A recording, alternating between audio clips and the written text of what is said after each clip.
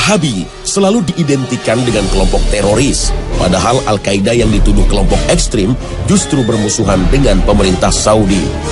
Para ulama Saudi yang dituduh Wahabi sesungguhnya ulama yang mengikuti prinsip salafus soleh, antara lain melarang umat Islam berunjuk rasa, apalagi memberontak kepada penguasa muslim. Sejarah Wahabi dalam versi lain banyak diteliti oleh para ilmuwan seperti Hanif James Oliver dan Nathanael DeLong Bass dari Georgetown University, Amerika Serikat.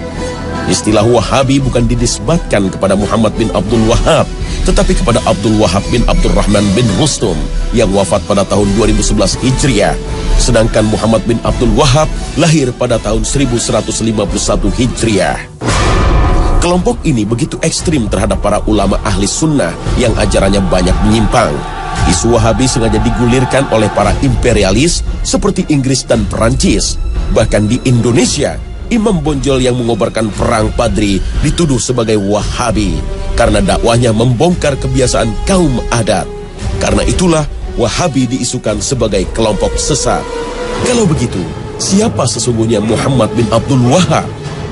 Muhammad bin Abdul Wahab bin Sulaiman bin Ali bin Muhammad bin Ahmad bin Rashid bin Barra bin Mushrif At-Tamimi lahir pada tahun 1694 Masehi di kota Uyainiyah yang masih masuk wilayah Najd sebelah barat kota Riyadh. Beliau banyak belajar fikih mazhab Hambali dan sangat tertarik mempelajari kitab-kitab Syekhul Islam Ibnu Taimiyah dan muridnya Ibnul Qayyim rahimahullah. Di Madinah, beliau berguru kepada Asy-Syaikh Abdullah bin Ibrahim bin Saif An-Najdi dan Asy-Syaikh Muhammad Hayah bin Ibrahim As-Sindi.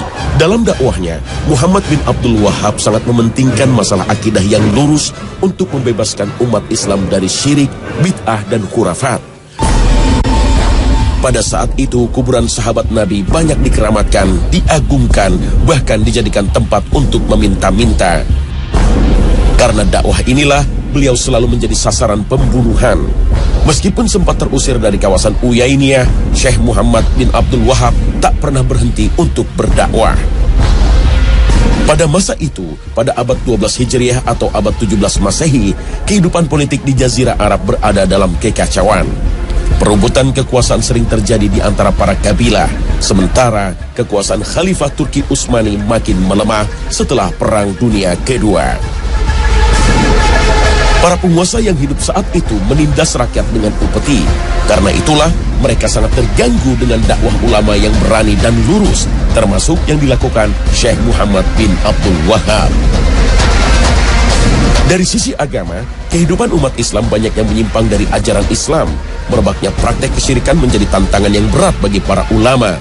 Beruntung, dakwah Muhammad bin Abdul Wahab mendapat dukungan Abdul Aziz bin Saud, pendiri kerajaan Saudi, hingga mampu memberantas kesyirikan dan menegakkan ajaran tauhid. Namun di sisi lain, ada penyeragaman pemahaman keagamaan, baik dari sisi akidah maupun fikih yang hanya mengikuti mazhab Hambali. Karena itulah memicu resistensi dari sebagian ulama yang berbeda faham. Fitnah atau bencana yang menimpa umat Islam sudah diisyaratkan oleh Rasulullah SAW dari Abdullah bin Umar. Nabi berdiri di samping mimbar dan bersabda, fitnah di sini dari arah munculnya tanduk setan atau tanduk matahari. Hadis riwayat Bukhari Muslim. Yang dimaksud tanduk setan berada di sebelah timur Madinah, yaitu Najd. Secara bahasa, Najd adalah dataran tinggi, yaitu kawasan yang berada di Irak dan sekitarnya.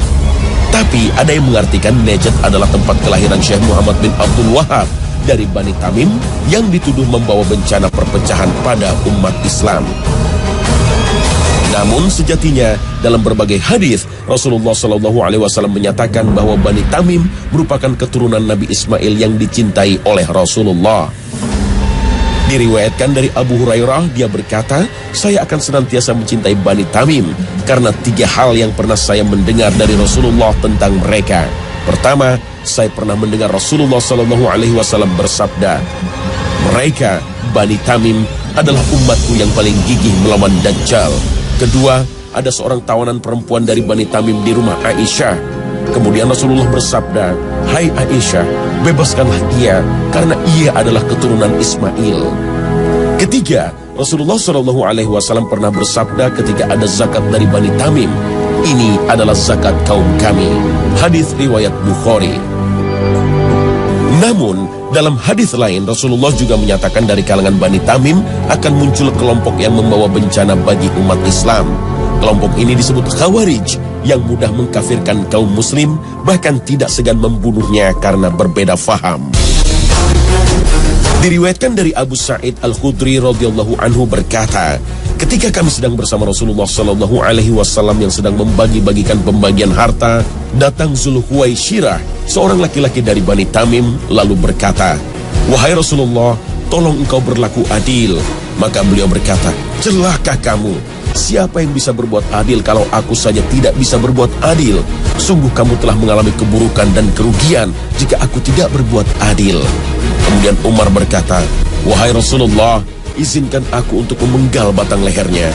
Beliau berkata, "Biarkanlah dia, karena dia nanti akan memiliki teman-teman yang salah seorang dari kalian memandang remeh solatnya dibanding salat mereka, puasanya dibanding puasa mereka. Mereka membaca Al-Quran, namun tidak sampai ke tenggorokan mereka. Mereka keluar dari agama seperti melesatnya anak panah dari target, hewan buruan." Sebagai seorang muslim, kita harus hati-hati dengan berbagai tuduhan ini, karena akan memicu perpecahan umat. Allah Ta'ala berfirman, "Ya ayyuhalladzina amanu in ja'akum fasiqun binaba'in فتبينوا أن تصيبوا قوما بجهالة فتصبحوا نادمين. Untuk memahami pemikiran Syekh Muhammad bin Abdul Wahab tidaklah sulit. Berbagai buku karyanya bisa dijadikan rujukan hingga kita tidak mudah terbawa isu negatif. Syekh Muhammad bin Abdul Wahab pernah menulis surat kepada penduduk Qasim untuk membantah berbagai fitnah seperti dikutip dalam berbagai kitab seperti karya Mas'ud An-Nadawi yang berjudul Muhammad bin Abdul Wahab Muslih Mazlum, karya Abdul Aziz Abdul Latif yang berjudul Da'awi Munawi'in li Dakwah Muhammad bin Abdul Wahab, atau buku karya Syekh Soleh Fauzan yang berjudul Min A'lam Al-Mujaddidin. Salah satu yang dibantah beliau adalah tuduhan bahwa dirinya mengingkari berbagai kitab imam mazhab dan mengatakan bahwa perbedaan pendapat antara para ulama sebagai bencana. Dalam salah satu kitabnya, Usul Salatah, beliau banyak mengutip pendapat Imam Syafi'i dan Ibnu Katsir. Inilah sebagai bukti kecintaan beliau kepada para imam mazhab, tidak hanya berpegang kepada mazhab Hambali. Syekh Muhammad bin Abdul Wahab dituduh mengharamkan ziarah kubur, mengkafirkan orang yang bertawassul, dan berencana menghancurkan kubah yang berada di atas makam Rasulullah. Menjadikan makhluk sebagai perantara doa kepada Allah atau disebut tawassul menjadi perdebatan di antara para ulama. Sayyid Muhammad Alwi Al-Maliki, seorang ulama Ahlus Sunnah yang menjadi guru para ulama Indonesia, menulis sebuah buku Mafahim Yajib At-Tusohah, antara lain mengutip pendapat Syekh Muhammad bin Abdul Wahab tentang kontroversi tawassul. Sebagian membolehkan tawassul kepada orang-orang soleh, dan sebagian lagi mengkhususkan hanya kepada Nabi Muhammad SAW, dan kebanyakan ulama melarang hal itu dan memakruhkannya. Meskipun yang benar menurut kami adalah pendapat jumhur, yaitu bahwa hal itu makruh. Oleh karena itu, kami tidak mengecam terhadap orang yang melakukannya, dan tidak ada kecaman terhadap masalah-masalah ijtihad. Akan tetapi kecaman kami adalah terhadap orang-orang yang memohon kepada makhluk lebih besar daripada memohon kepada Allah Subhanahu wa Ta'ala. Fatwa ini pernah dipublikasikan oleh Universitas Imam Muhammad bin Saud Al-Islamiyah dalam Pekan Syekh Muhammad bin Abdul Wahab. Dalam fatwanya, Syekh Muhammad bin Abdul Wahab juga menjelaskan dirinya tidak mengkafirkan seorang pun dari kalangan muslim yang melakukan dosa, sebagaimana yang dilakukan kaum Khawarij. Beliau juga berpendapat wajib taat kepada para pemimpin muslim, baik yang bertindak adil maupun zalim, selama mereka tidak menyuruh kepada perbuatan maksiat. Inilah yang menjadi keyakinan jumhur ulama Ahlus Sunnah wal Jamaah. Bantahan terhadap berbagai fitnah ini juga pernah disampaikan oleh Raja Abdul Aziz dalam pidatonya di hadapan jamaah haji pada 11 Mei 1929, seperti ditulis dalam buku Al-Wajiz fi Sirah Malik Abdul Aziz. Mereka menamakan kami sebagai orang-orang Wahabi. Mereka menamakan mazhab kami Wahabi dengan anggapan sebagai mazhab khusus. Ini adalah kesalahan yang amat keji, muncul dari isu-isu bohong yang disebarkan oleh orang-orang yang mempunyai tujuan tertentu. Dan kami bukanlah pengikut mazhab dan akidah baru. Muhammad bin Abdul Wahab tidak membawa sesuatu yang baru. Akidah kami adalah akidah salafus soleh, yaitu yang terdapat dalam kitab Allah dan sunnah Rasulnya, serta apa yang menjadi pegangan salafus soleh. Kami memuliakan imam-imam yang 4. Kami tidak membeda-bedakan antara imam-imam Malik, Syafi'i, Ahmad, dan Abu Hanifah. Seluruh mereka adalah orang-orang yang dihormati dalam pandangan kami, sekalipun kami dalam masalah fikih berpegang dengan mazhab Hambali.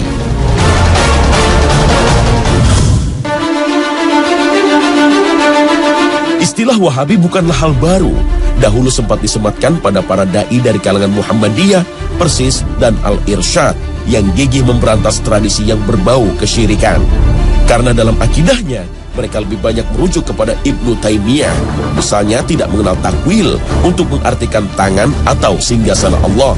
Namun, zat dan sifatnya tidak bisa disamakan dengan tangan manusia atau singgasana raja. Gerakan Muhammadiyah, Persis, dan Al-Irsyad banyak terinspirasi dengan doktrin Muhammad Abduh yang menyuarakan gerakan tajdid atau pembaharuan Islam. Muhammad Abduh mengajak umat Islam meninggalkan praktek tarekat dan tidak lagi terikat dalam pendapat imam mazhab. Kemudian umat Islam harus merumuskan kembali doktrin Islam sesuai dengan perkembangan zaman. Gagasan ini mendapat penolakan dari Hadratus Syekh Hashim Asy'ari, pendiri Nahdlatul Ulama. Untuk memahami Al-Quran dan Sunnah Nabi tidak mungkin utuh tanpa mempelajari pendapat para ulama salaf, terutama para imam mazhab. Hashim Asy'ari pun berpendapat tidak semua tradisi keagamaan dianggap menyimpang dari syariat Islam. Perbedaan faham ini sempat menyulut konflik sosial. Namun, seiring makin bijaknya para ulama, mereka tidak lagi mempersoalkan masalah khilafiyah. Jika masih ada da'i-da'i yang bersikap ekstrim, sudah selayaknya kita menasihatinya dengan bijaksana, bukan melawannya dengan berbagai tuduhan keji. Doktrin Kiai Hashim Asy'ari sebenarnya seirama dengan pemahaman kaum salaf yang berusaha memahami ajaran Islam dengan merujuk pada Al-Quran dan Sunnah, berdasarkan pemahaman salafus sholih, yaitu 3 generasi awal, para sahabat, tabi'in, dan tabi'ut tabi'in, sebagaimana sabda Nabi bahwa mereka adalah generasi terbaik. Namun gerakan salaf yang berkembang di Indonesia mendapat stigma negatif sebagai kaum Wahabi. Mereka dituduh tidak bisa berkompromi dengan masalah bid'ah dan tradisi keagamaan yang tidak pernah dicontohkan oleh generasi salafus soleh. Baik kaum Salafi, Nahdlatul Ulama, Muhammadiyah ataupun Persis sejatinya mengaku sebagai kaum Sunni atau Ahlus Sunnah wal Jamaah. Menurut Imam Ibnu Jauzi, tidak diragukan lagi orang yang mengikuti sunnah Rasulullah SAW dan para sahabatnya adalah Ahlus Sunnah. Sedangkan yang dimaksud wal Jamaah adalah mereka yang bersatu di atas kebenaran dengan mengikuti pemahaman para sahabat, tabi'in, dan orang-orang yang mengikuti mereka. Perbedaan faham di antara para ulama tidak seharusnya merusak ukhuwah Islamiyah.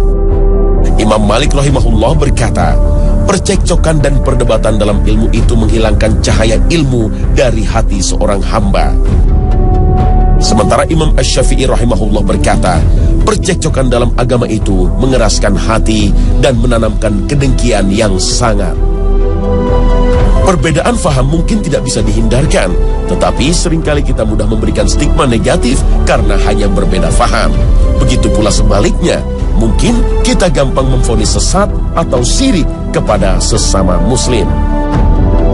Al-Quran telah memberi panduan untuk orang-orang beriman agar menjauhi pertengkaran dengan kata-kata yang melukai saudara kita. Allah Ta'ala berfirman, "Dan katakanlah kepada hamba-hambaku, hendaklah mereka mengucapkan perkataan yang lebih baik. Benar, sesungguhnya setan itu menimbulkan perselisihan di antara mereka. Sesungguhnya setan itu adalah musuh yang nyata bagi manusia." Al-Quran Surah Al-Isra ayat 53.